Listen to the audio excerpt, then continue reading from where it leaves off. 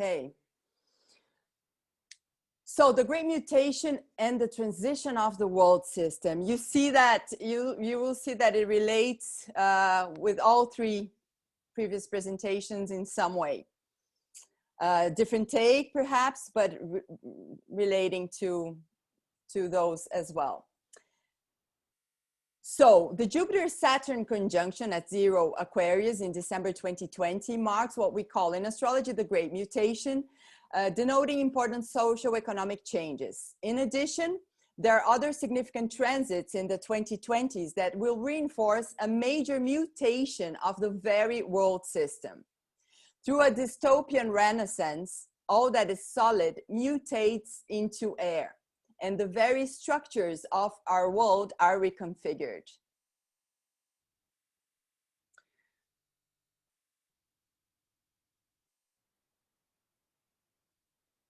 Key astrological aspects indicating major changes. So I'll be highlighting, as we know, astrology is the whole dance, right? So we can have different takes and find similar things, or see the flow of this dance, yeah, of this choreography, yeah, of a certain period in time. And I'll be highlighting here three major aspects, and we'll be explaining why, of course. So the Jupiter-Saturn-Pluto stellium in Capricorn, I'll actually pinpoint a few things, yeah, a few things from this aspect, just so we get a certain perspective there. The Jupiter-Saturn in air, the great mutation, and Saturn-Neptune at 0 Aries, the vernal point, that will be happening in 2026. So that's in our perspective as well. And one thing I'd like to mention now to you is that this is a very comprehensive study that I've been doing and really dedicating myself, especially this year, not only, but more deeply this year.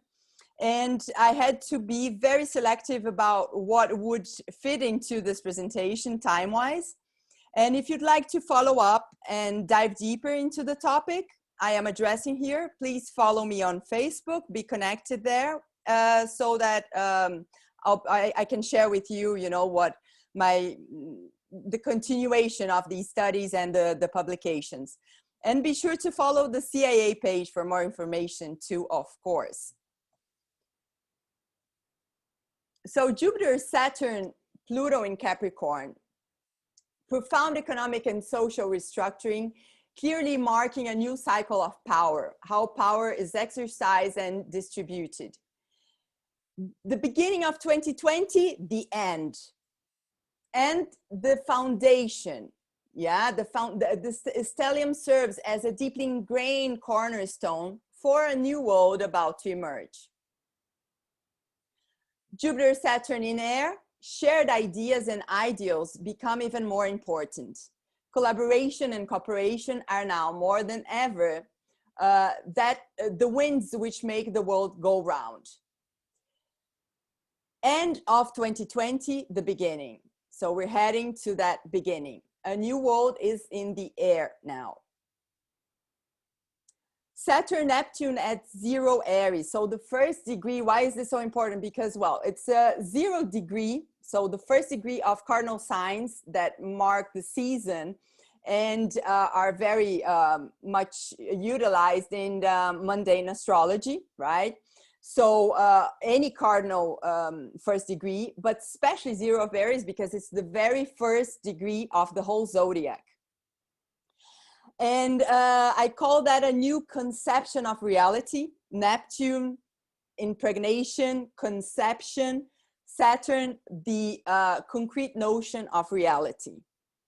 So it's actually both of them refer to dimensions of reality, as Neptune would refer to the subjective dimension of reality and Saturn to the objective dimension.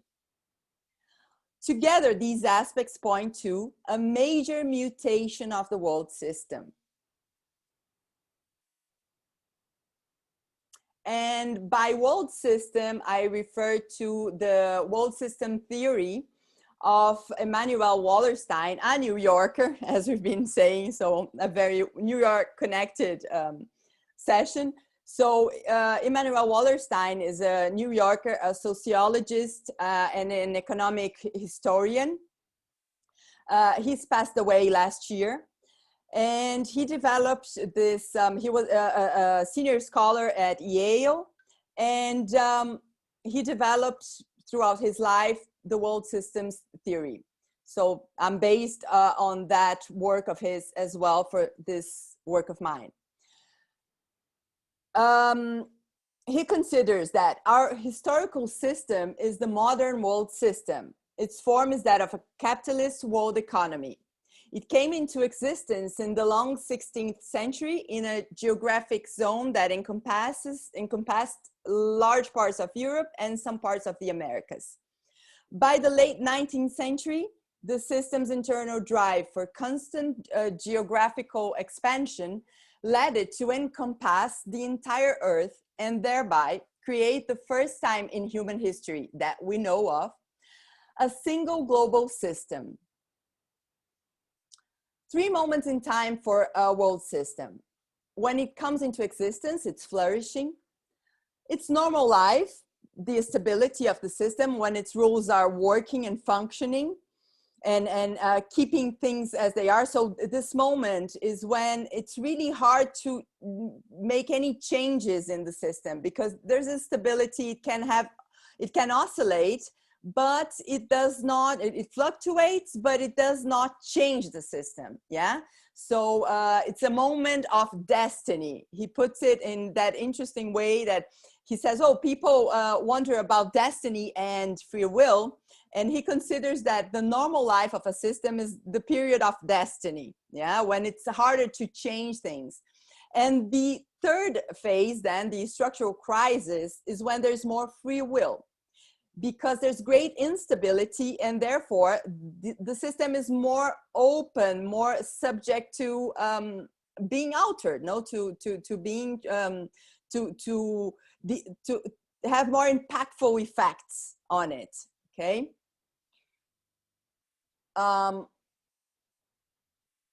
Just a second here. Okay.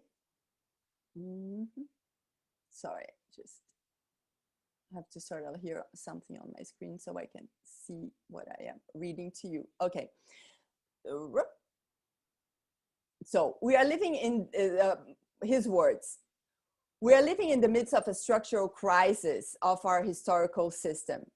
This is not a mere cyclical downturn that can be remedied by some kind of adjustment to our collective policies. Rather, this is a kind of crisis that comes only once every 500 years or so. All the institutions of the modern world system operate to promote the infinite accumulation of capital. There's an ever-increasing concentration of wealth in the hands of the few, while many still do not have the basic needs to live. Lack of work and livelihood means that many are also unable to consume. Therefore, they do not contribute to profit and cannot generate more accumulation of capital. According to the Oxfam's report of January 2020, Time to Care, the number of billionaires has doubled in the last decade. Economic inequality is out of control. In 2019, the world's billionaires, who numbered just 2,153 individuals, held more wealth than 4.6 billion people. Beyond the pandemic, by the end of 2020, more than to the virus itself, as many as 12,000 people may die daily due to the consequences of and the crisis linked to the COVID-19 pandemic, warns the Oxfam report, The Hunger Virus of July 2020. The document revealed how 122 million people may be brought to the brink of hunger this year as a result of the social and economic impacts caused by the pandemic. According to the UN World Social Report 2020, inequality in a rapid changing world, international cooperation is more important than ever.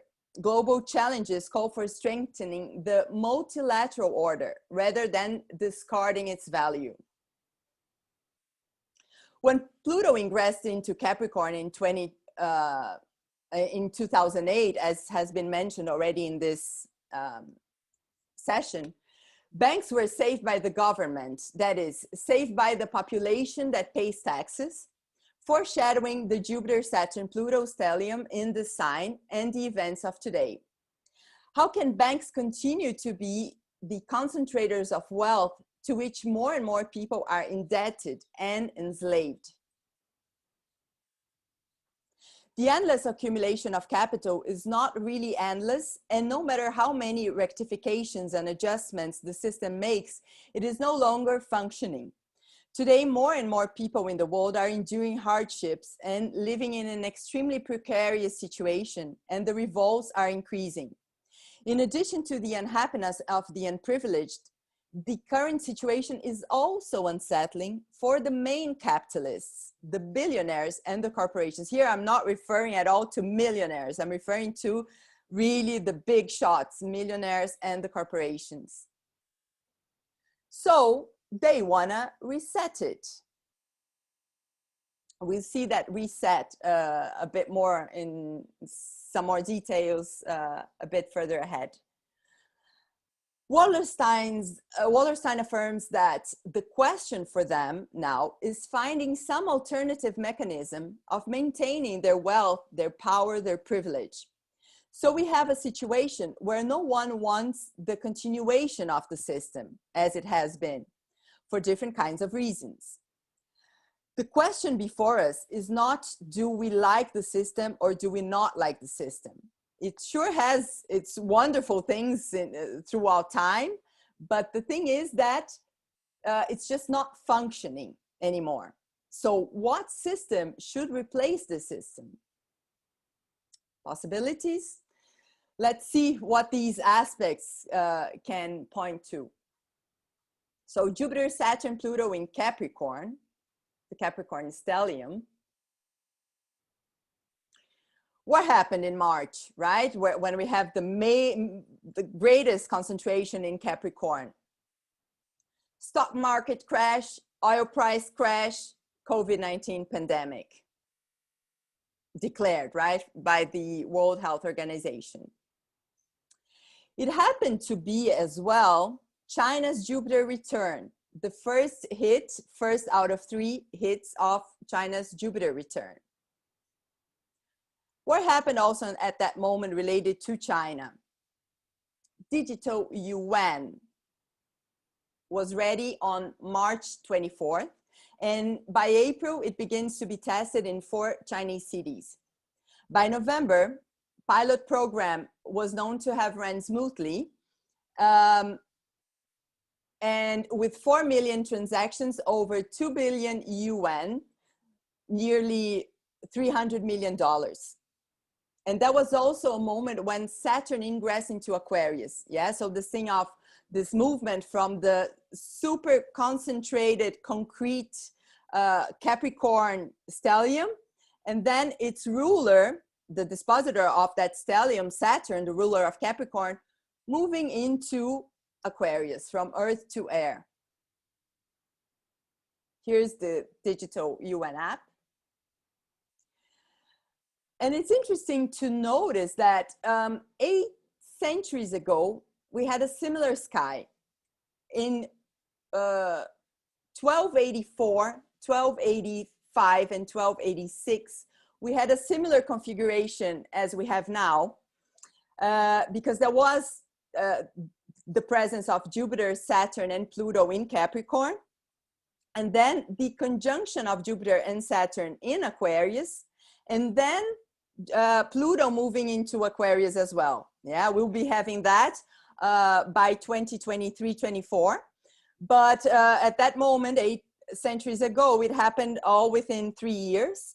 And there was the time of Marco Polo. There was the time when Marco Polo was in China.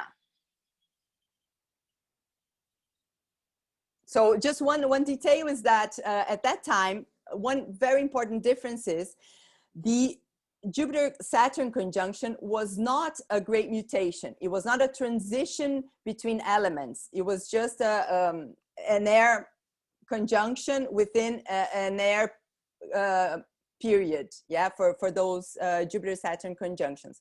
But the other aspects were happening at that time. So Venetian Marco Polo, traveler of the ancient Silk Roads, went back to Europe after many years in China, bringing news from the East, and describes the use of paper money throughout Kublai Khan's Yuan dynasty. Yeah, so he went before those aspects happened, those transits happened. He stayed in China for many years, and after they happened, he was there when it was happening. He came back to Europe, then bringing those news, and described then the paper money this way. So these pieces of paper, everybody takes them readily for wheresoever a person may go throughout the great Khan's dominions. He shall find these pieces of paper current and shall be able to transact all sales and purchases of goods by means of them, just as if they were coins of pure gold. And all the while, they are so light that 10 bezants worth, bezants as in reference to coins, does not weigh one golden bezant. Sublimed money, yeah? So as in sublimation being in chemistry, solid transmuting into gas, or we can say mutating into air. The press and the paper, sublime money. At that moment, at this moment of 2020, yeah, when China is having its Jupiter return, it has 3 hits, one in March, one in July, and one in November. And that one is partile with Pluto and Pallas at 22 degrees of Capricorn. So this is really major, because this is the third one is the one that will mark the 12-year cycle of a Jupiter, of the 12-year Jupiter cycle for China. And that's a moment of expansion. And this is then a powerful expansion, an expansion of power, as also has been said before in this session. Bill mentioned something in that sense. It's interesting to notice that there were a few international assemblies happening in this month of November 2020.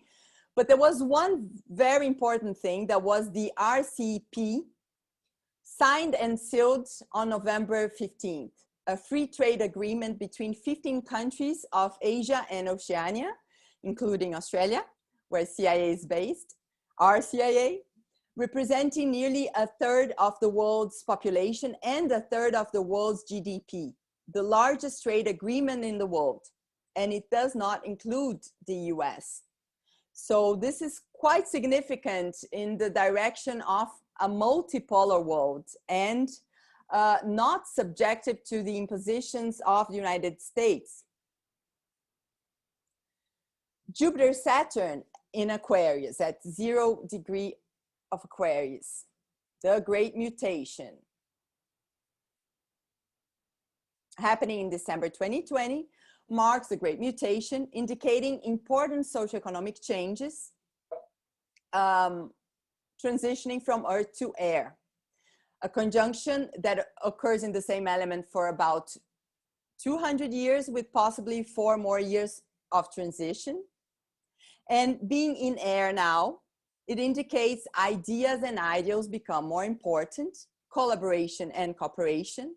And the air element is where we open the space and make room for the other. In Aquarius, it is opposite Leo.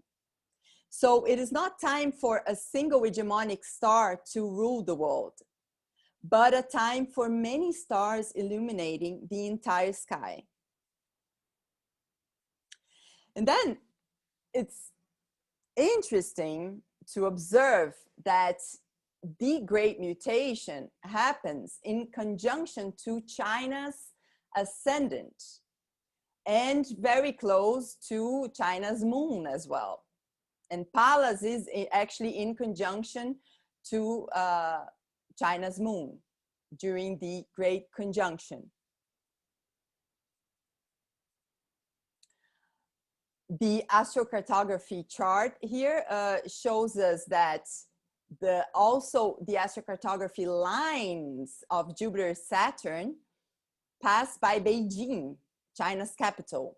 So, and those are the IC lines, the very root of a chart. So indicating something about the foundation of the Great Mutation being somehow related to China in some way. China having a certain importance in the foundation of this new cycle. Also Perth in Australia is also within the spectrum of those lines. And I'll only make these two references. I won't go into other considerations in the astrocartography chart, but I'll refer also to the opposite position, the MC, the midheaven lines of Jupiter-Saturn, which cross South America, Venezuela, part of North Brazil, Bolivia, and Argentina. So there's something about the resources of South America being desirable, yeah, being valued in this period we are entering now, especially valued, yeah, because, well, minerals, water, and much more, oil as well, but very important, the minerals that are there and the water. A quick observation of China's directions and progressions. Yeah, I'll just highlight here the fact that China's direct Venus is precisely at the degree of the Great Mutation, 0 Aquarius, about to actually already in conjunction to China's ascendant, applying, and also about to conjunct China's moon. So, you know, right on the ascendant, conjunct the Great Mutation. And not only that, by progression, that's where Jupiter is at 2 degrees of Aquarius, and progressed Venus is very close there as well. So there's that presence of Venus and Jupiter by direction and progression very close to the Great Mutation and to the very ascendant and moon of China. So this emphasizes this connection, and at this very moment, right? Because these mark moments in time, and they speak also about to bring in a Chinese expression, like a mantle of flowers, yeah, right on the ascendant, something of protection and blessings, but in a context of a transiting Pluto approaching also that very area. So Pluto, when Pluto goes into Aquarius by 2023 and 2024, it very soon will be conjuncting China's ascendant and moon, actually right together with the progressed Jupiter there. And then it's interesting to observe that progressed Jupiter and Venus of China had the exact conjunction right on China's ascendant in 2015. That was a moment when Chinese President Xi Jinping, as well as Russian President Vladimir Putin, at the UN Assembly, emphasized the importance of respecting the multipolarity of the world. And those two nations started to more and more come together in alliance, as the Eurasian integration proposed by Putin in Munich in 2007 goes in the same direction as the Belt and Road Initiative proposed by Xi Jinping in Astana, Kazakhstan in 2013. That happened while there was the opposition of Saturn-Neptune, an aspect that we'll be talking about later on. So on September 7th of 2013, Xi Jinping delivered a speech entitled Promoting Friendship Between People and Creating a Better Future at Kazakhstan's Nazarbayev University in Astana, in which he first revealed the Belt and Road Initiative, recalling the ancient Silk Roads. The 20+ year history of exchanges, says Xi Jinping, had proved that countries with differences in race, belief, and cultural background can absolutely share peace and development as long as they persist in unity and mutual trust, equality and mutual benefit, mutual tolerance and learning from each other, as well as cooperation and win-win outcome. Over the recent 20+ years, the ancient Silk Road is becoming full of new vitality.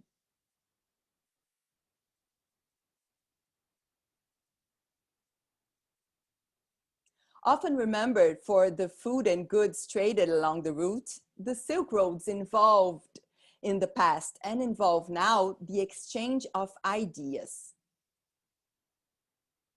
Xi Jinping's proposal, building community of shared future for mankind. And so how has China been aiming in that direction?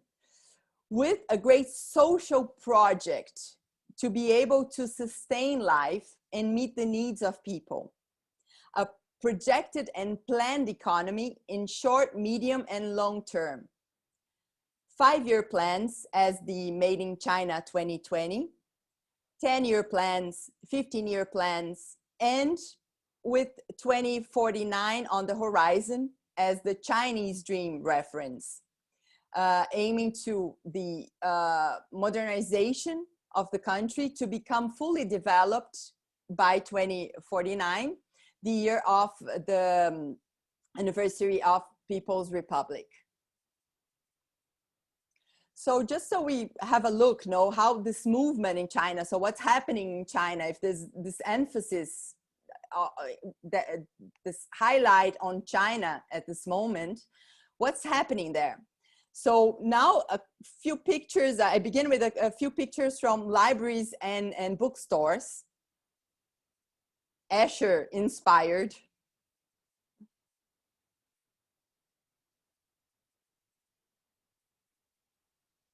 Green cities being built,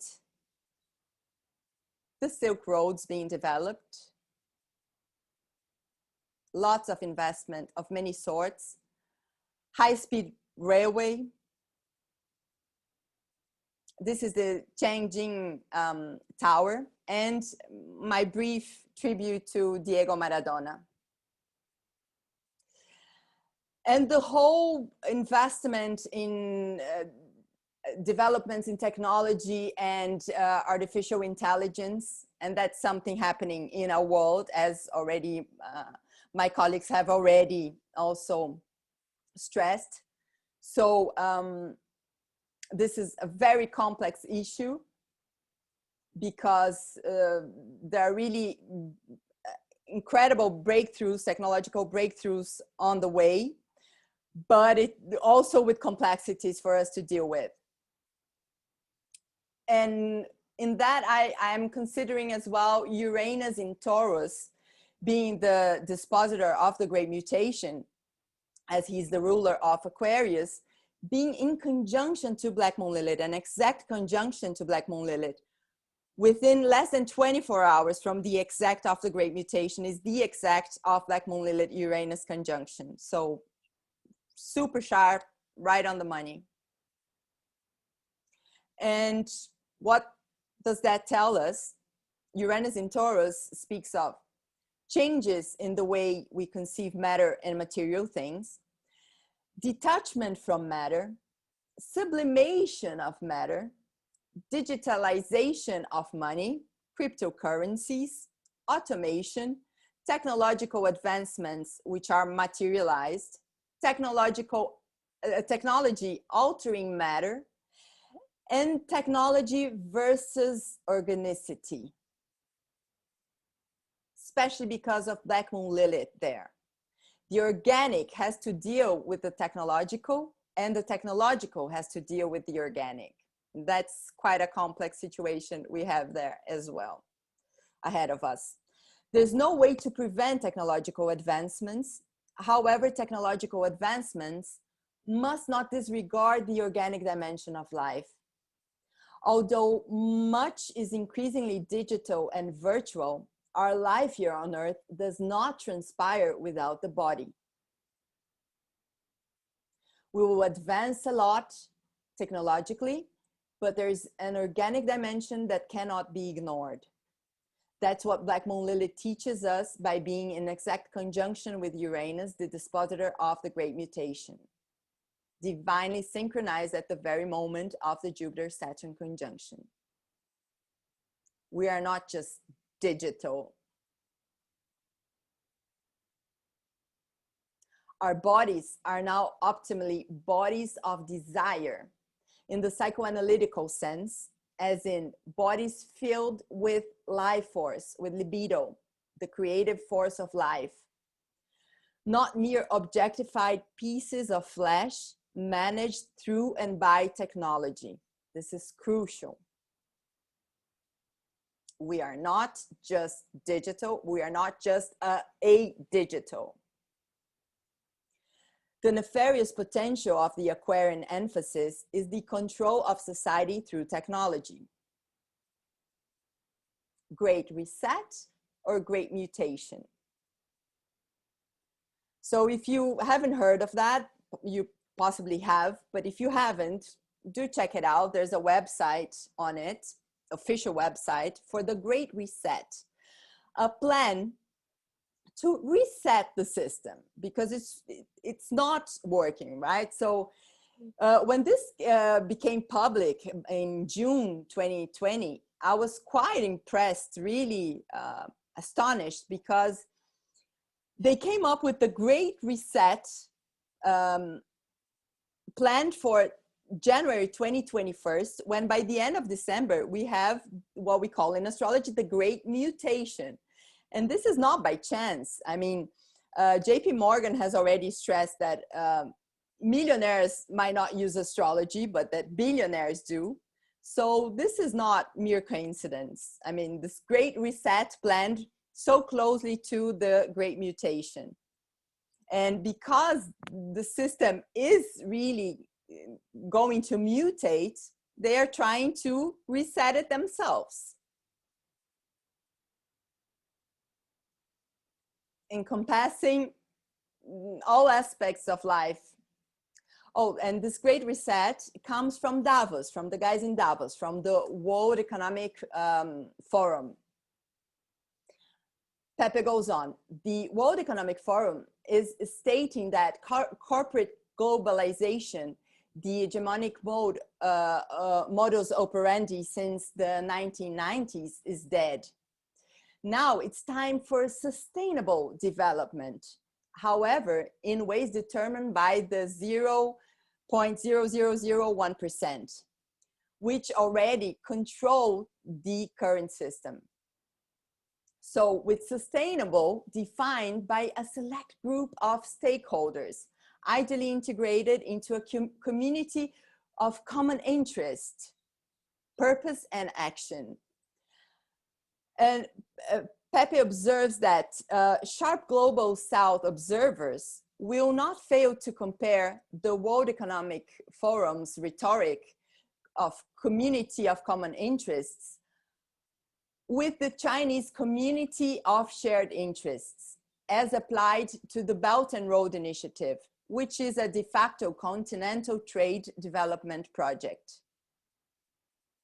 So this thing of the hijacking of the narrative, yeah, and of words, significant words for this period of the Great Mutation, and significant words in what concerns what humanity needs right now, no? So who says it, how, and what's practiced by those who speak those words is something for us to be very aware of at this moment. liberté, égalité, fraternité, under surveillance. What's really liberty about? Where is liberty? Where is democracy?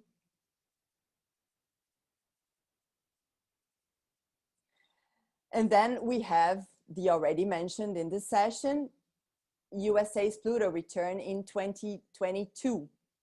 And here I would just like to mention how delicate a moment this is for the whole world, because the USA is the current empire and is in this moment of what many have been, and many Americans have been describing as the collapse of the empire. And there is this shift happening at this moment, and how this will happen is really worrisome context for us all in the world. And that is, I'm saying that with a very strong appreciation for the American culture and Americans. I have friends and family in the US, no? So this is with very much respect for that, for the wonderful things that also exist in the States. But I'm referring here to the abusive empire that the nation has become, and the effect it has all around the world in so many places, yeah? And how dangerous this moment is with that intensity, that Plutonian intensity happening there. Also super intense and strong for people in the States, no? But all around the world as well. And the importance at this point in our time of multilateralism, so that it's not just this one major power, yeah, putting the pressure on everyone else and abusing all those who do not play by its specific rules, right, or interests, yeah. So the importance now of multipolarity, not having just one or just a bipolar world or a unipolar world, but a multipolar world. And we move now to the Saturn-Neptune at the vernal point 0 of Aries, happening on the 21st of February 2026.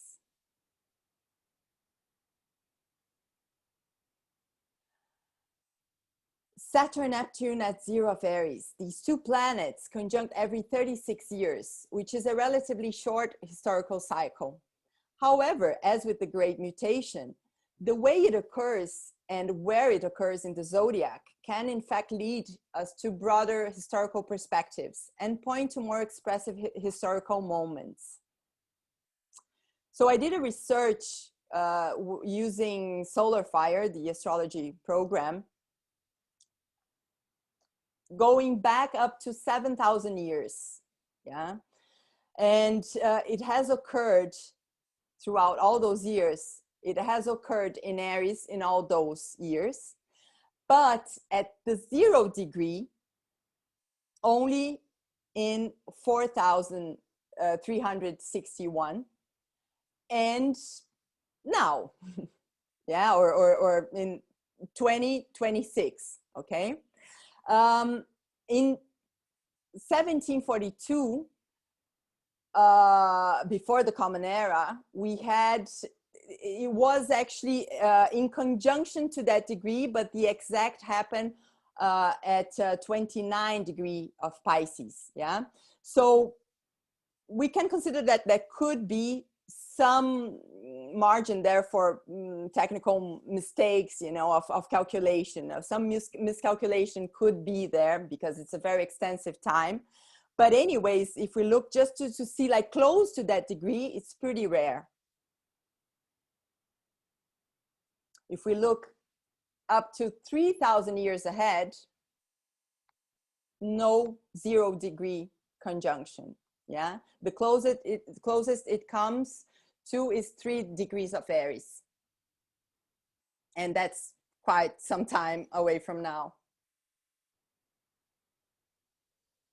Aspects between Saturn and Neptune, and fundamentally the conjunction, of course, by historical observation, are associated with socialism and communism. These movements on Earth coincide with the transiting context between these two planets in the sky. It has already been proven in mundane astrology that it works so historically. But in fact, what I do say is that that does not tell us only about the past. In fact, it does inform us about something that is in fact just about to begin. It graduates and further develops into new forms of socialism. It's time for socialism. New forms. And with that, I mentioned the fact that in different countries, different conceptions of socialism are there as well. And even in the States, a man who claimed to be a socialist, Bernie Sanders, and with that, I am not campaigning for Bernie Sanders at all, or not even considering that he would be such a major change in the system of how the US is at this moment. But the fact that he presented himself as a socialist and actually was appealing to many people in the country. No, that's something to consider. So, new forms. According to Professor of Economic Science at UERJ, Elias Jabbour, the projectment economy, and that is a concept, the projectment economy, conceived by Ignacio Rangel in 1959 during a Saturn-Neptune sextile, is reborn in China as the most advanced phase of contemporary socialism. Why does he say that? Let's remember now what we've seen before, that China is a projected and planned economy in short, medium, and long term. A social project, Aquarius, to sustain life and meet the needs of people. Projecting is an Aquarian verb. This can't be done alone though. Cooperation is necessary at local and national levels, as well as between nations and people.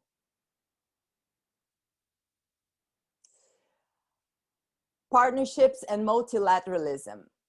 At the geopolitical and geoeconomic dimension, strategic partnerships, bilateral trade agreements in win-win mode, multilateralism. At a more human-to-human dimension, co-ops, where every participant gets a fair share, proportional share. Partnerships of shared ideals.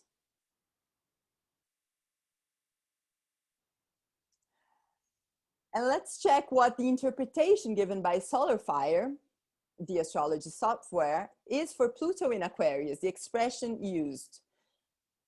SolarFire says, this is the generation of world cooperation. People in this generation have the ability to make scientific breakthroughs for the benefit of humanity and may be forced to change the way science is viewed. In fact, we'll be having an interesting configuration, which I won't go deeply into right now, but just for us to keep this in mind, to have that in our perspective, we'll be having in 2026, when Neptune ingresses in Aries, Pluto will already be in Aquarius, and Uranus in Gemini. So they will be forming a trine, an air trine between Uranus and Pluto. And at the same time, they both form sextiles to Neptune. So that's an interesting configuration for us to examine. So from now to 2026, it's a very intense time, and we are dancing at the very turning point of the world system. It can't be done alone. Many little stars are needed to illuminate the whole sky. There may be empires, if in plural. Friendship between peoples is the call. Even with challenges, Eurasia does present this possibility and has been aiming in this direction. It's interesting to observe, to get informed and to observe this movement. And in this context, China has an inevitable proeminence, marked in the mandates of heaven. According to Wallerstein, from the bifurcation of the system during the transitional crisis, it can tilt to one or either directions or to multiple systems. And it seems to me that the situation in Asia is one, or in the East is one, and the situation in the West is quite another. So we see people in Asia with a much stronger, they can conceive a future, yeah? They have the perspective of a future. And that in the West, we see more of the sensation of ending, yeah? And not really knowing what's gonna come after that, yeah? So in that sense, I do consider that there might be multiple systems, at least, you know, at first, and then let's see how it moves along. But there's certainly a highlight on the social dimension, and in that sense of socialism and new forms of socialism. Western powers seem to have a long way to go before reaching a state of real and respectful cooperation. Perhaps more ancient civilizations have a deeper, more consistent root from which to draw the wisdom and maturity necessary in such challenging times for humanity. It seems that the deeper roots of Aboriginal and indigenous wisdom still needs to be more fully acknowledged and reintegrated before the reinvention of the world in the West. Winds blow from the East and from Eurasia, inspiring new forms of coexistence. But the controllers of capital, wealth, and worldly power won't give it up without a fight, or a few wars and a heavy load of social control via technology, capturing bodies and minds. Is there a way out? Yes, and it seems to go along the new Silk Roads. Literally to some important extent, but most of all symbolically. The West can gain a lot from opening up to the Eastern winds, the news and the ideas they bring, rumors of a community of shared future for mankind. We're dancing at the very turning point of the world system. Thank you so much for your attention. And thank you so much, dear CIA and Agent 12, Julia Simas, for organizing this whole thing for us and with us. Well done, Agent 55. Fantastic. I loved your slides too. They're so beautifully artistically designed. Thank you, Alex. Okay, so we're going to open up for questions. If you have anything you want to ask, you can put it either in the chat or you can, there's a question and answer button as well that you can press. Any questions on today's session? An awful lot of information, some really interesting presentations. Any questions? Okay, well, it looks to me like you're quiet at the moment. So this concludes our session from New York. In a couple hours, we'll be having our session from the West Coast. And tomorrow, we will have our session from Europe, and we'll conclude the whole entire symposium back in Australia. So check on Facebook or Twitter or any social media for updates from the Cosmic Intelligence Agency. I want to say a big love to Marion, my good friend from Denver. It's great to see you here. You've been very supportive. And Vanessa, very well done. What stamina you have. So thank you very much. I guess we're over and out. Thank you all. Bye.